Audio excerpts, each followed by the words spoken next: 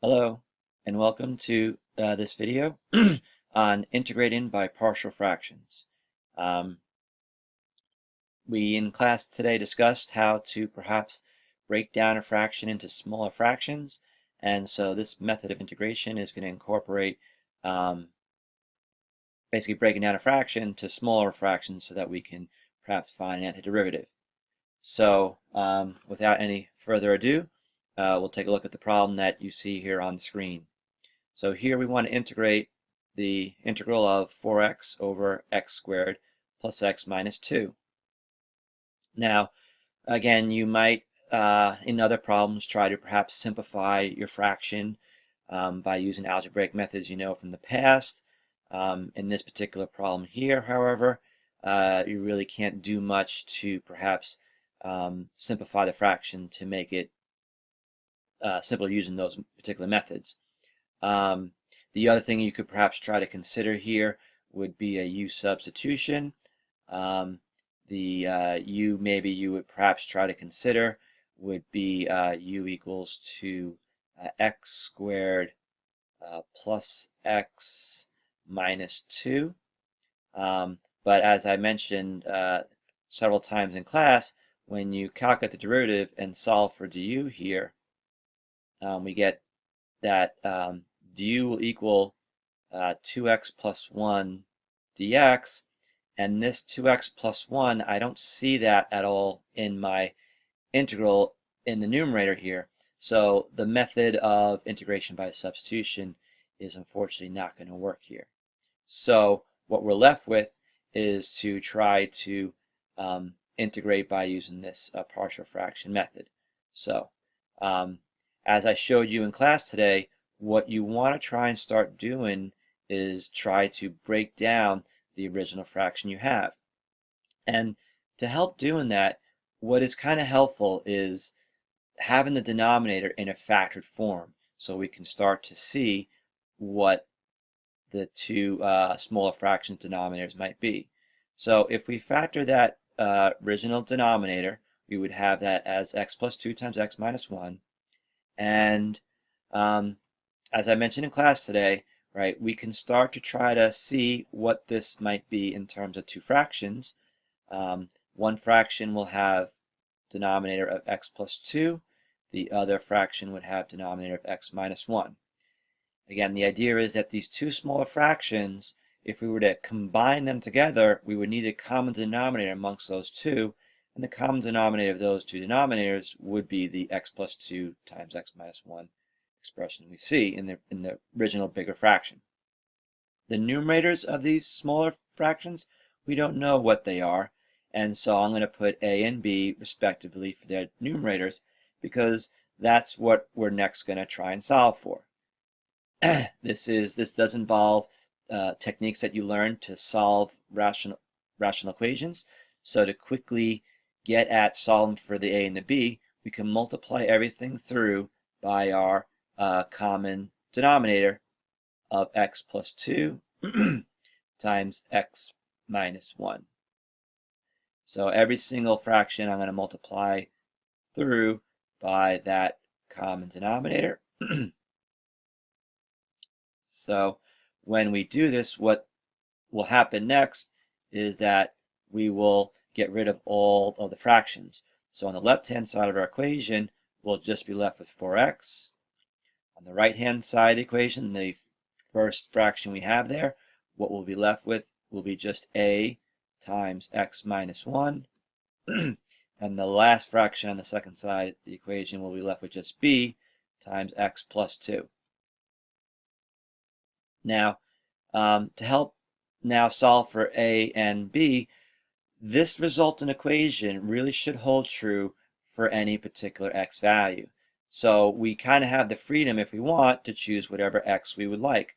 So to help maybe solve for b, I'm going to first say that I'm going to let x equals to 1 and see what we get. So on the left-hand side of our equation, if I plug 1 in for x, I'll have just 4. On the right-hand side of the equation, when I plug 1 in for x here, that's just going to knock out this term with a in it. And what I'll be left with is essentially 1 plus 2 times b, or just 3b, which means that I know that b is going to be equal to just 4/3. Now I can go back to my equation, and now I want to solve for a. So to help do that, I want to basically eliminate my b term, and I can do that by essentially letting x equal to -2. Plugging that into my equation here, on the left side, I'll have there -8. And on the right-hand side of my equation, when I plug -2 in for x, with the term that has a in it, I'll have there -2 minus 1, which is -3a. And again, this term with the b in it, when I plug -2 in for x, that's just going to take that out. I'll be left with 0 there. So in this equation here, now I have that a is equal to 8/3. So I now know how to break down this original fraction into two smaller fractions, and those two smaller fractions we're going to be able to find an antiderivative for. Okay, so now what I've done here is I've now taken the original integral, the original integrand, and that fraction, and I've now rewritten it as into two smaller fractions, and hopefully you're okay with me writing it as two separate integrals, because the sum of the two fractions in the single integrand could be separated into two of these integrals. And it's now these two integrals that I'm going to try to attack and find the antiderivatives for each of those. So if I just perhaps start with the first of these integrals, notice that this 8/3 is really being multiplied into this whole fraction. So I could perhaps just rewrite that integral as 8/3 times the integral of 1 over x plus 2 dx. And now to help find antiderivative for just this 1 over x plus 2, if you recall, you may remember seeing this before. Essentially, to properly integrate this, what we could do is a u substitution with perhaps u equal to x plus 2. When I calculate the derivative of this equation and then solve for du, I'm going to get that du is equal to dx. I know now that when I see the u and what my du is equal to, that the u substitution is going to work. What I'll be left with when I make my substitutions will be 8/3 times 1 over u du. And then, scroll down here, the antiderivative of this here would be 8/3 natural log absolute value of u. And then I just got to remember to plug back in my original u. So this would be 8/3 natural log absolute value of x plus 2. All right. So now I have found an antiderivative for the first of my two smaller fractions, and I can pretty much do the same thing with my second smaller fraction. Again, this 4/3, it'll be just easier for me to perhaps pull that out, and I'll be left with the integral of 1 over x minus 1. I'll do another u substitution on this integral here. Again, as I mentioned, a lot of times your u will be the denominator. And so if I do that and then calculate the derivative of this equation and solve for du, I once again get that du is equal to dx. I know u substitution is going to work out. So I'll have here 4/3 times the integral of 1 over u du. Right?